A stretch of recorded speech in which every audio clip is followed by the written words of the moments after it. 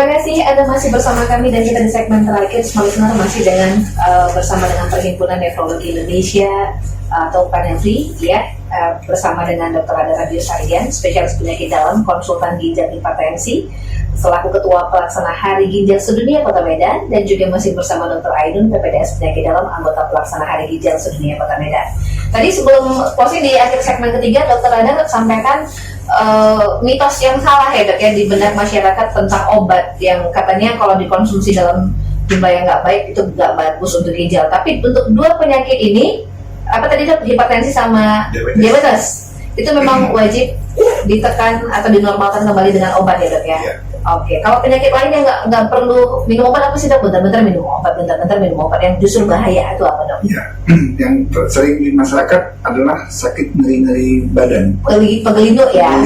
Jadi pegelinduk ini sering disebutkannya adalah sakit asam urat. Iya. Sehingga dia selalu menggunakan obat anti nyeri.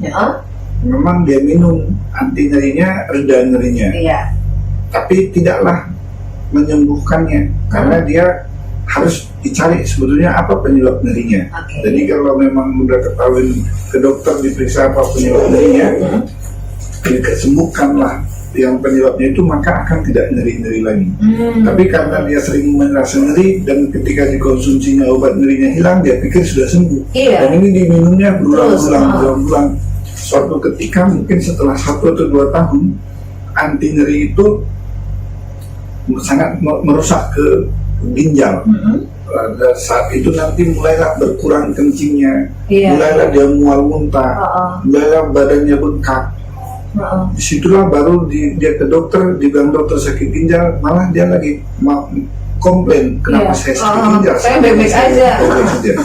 Itulah yang sering saya dapatkan di masyarakat yang sering mengkonsumsi anti nyeri yang katanya obat rematik atau obat asam urat yang dibeli sembarangan karena dia merasa nyaman, dibeli terus-terusan sampai 2 atau 3 tahun, kemudian dia datang sudah dalam keadaan pucat, mual, muntah, bengkak badannya, kita periksa ternyata ginjalnya sudah rusak. Justru itu nggak disadar sama masyarakat ya Dok ya? Iya. Makanya alangkah baiknya untuk mengkonsumsi obat barusan pakai resep dokter kali ya Dok ya? Oleh karena itulah makanya pada Hari Ginjal Sedunia ini kita mau memberikan pendidikan sama masyarakat bagaimana kita bisa mendeteksi, mengetahui keadaan ginjal kita sesungguhnya saat ini, dan di mana saja kita bisa mendapatkan pelayanan seperti itu untuk mengetahui ginjal kita baik atau tidak. Sebetulnya tidaklah susah. Di puskesmas pun bisa, karena salah satu untuk mengetahui ginjal kita itu pertama adalah periksalah urin kita, kencingnya, dan periksalah fungsi ginjalnya. Dengan meriksa urin rutin dan darah rutin, kita sudah bisa dapat informasi bagaimana sesungguhnya keadaan ginjal kita. Itu harus dilakukan di puskesmas atau kita bisa lihat sendiri di rumah? Artinya itu di puskesmas sendiri, di unit-unit layanan kesehatan yang tidak memerlukan alat lengkap juga sudah ada gitu. Jadi tidaklah mesti harus datang ke Medan, orang yang jauh di desa untuk mengetahui ginjal itu gimana sesungguhnya. Tidak mesti harus datang ke Medan. Di daerah sendiri pun sudah bisa, dan bisa dikonsultasikan dengan dokter. Untuk screening awalnya itu baik dokter di puskesmas maupun kalau ada spesialis penyakit dalamnya di perkotanya sudah bisa didiskusikan bagaimana sebetulnya keadaan ginjalnya. Kalau memang membutuhkan nanti pelayanan ke lebih tinggi, ke spesialis atau konsultan, tentu dokter yang menangani pertama itu akan merujuk. Dan ini bisa semua dikerjakan melalui BPJS. Jadi pemerintah juga sudah memberikan memfasilitasi untuk kita bagaimana mengetahui keadaan ginjal kita sesungguhnya. Tadi dokter sampaikan urin dan darah ya Dok ya, dari urin dan darah. Kalau dari urin apa parameternya Dok? Apa jumlahnya atau warnanya? Dari urin itu pertama kita harus lihat apakah ada tanda-tanda infeksi.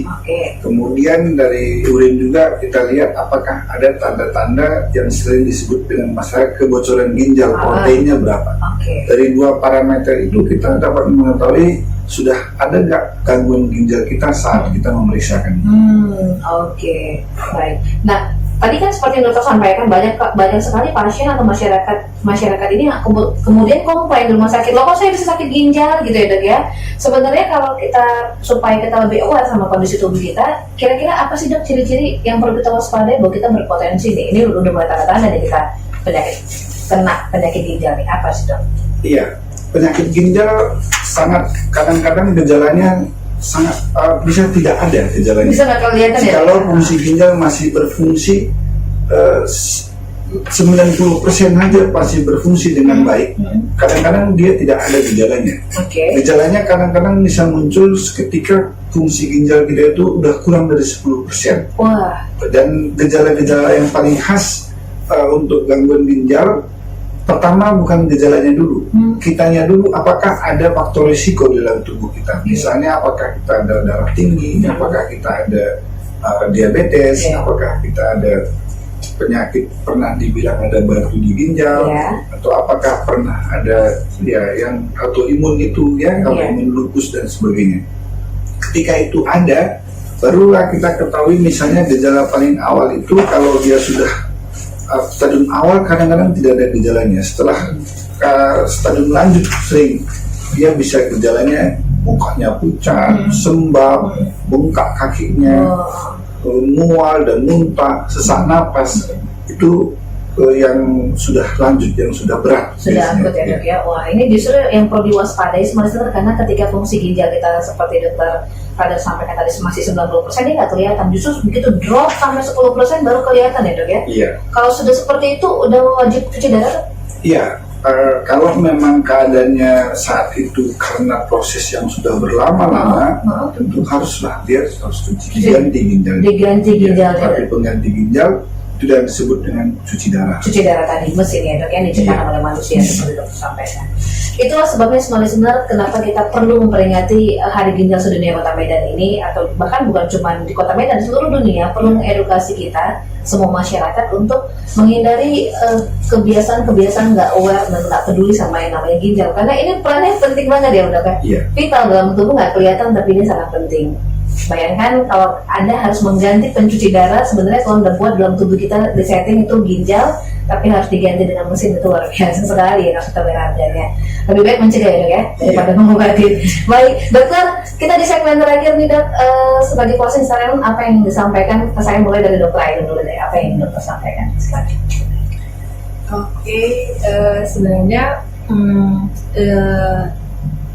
pesan dan kesan untuk acara Ginjal Sedunia ini adalah kita mengajak masyarakat yang pertama untuk jagalah ginjalnya, jangan sampai terjadi yang tidak diinginkan. Kemudian peduli terhadap penyakit yang memang dulunya sudah punya, misalnya kayak sakit gula tadi, diabetes, hipertensi. Ya kalau memang itu sudah ada, kontrollah, kemudian minumlah obatnya secara teratur. Kemudian yang ketiga, untuk acara Ginjal Sedunia ini kita harapkan membentuk jalinan kekeluargaan antara pasien, kemudian perawat, dokter. Nah, jadi bukan hanya sekedar antara pasien, dokter, dan perawat saja, tapi memang mereka juga merasa lebih nyaman dengan adanya dokter.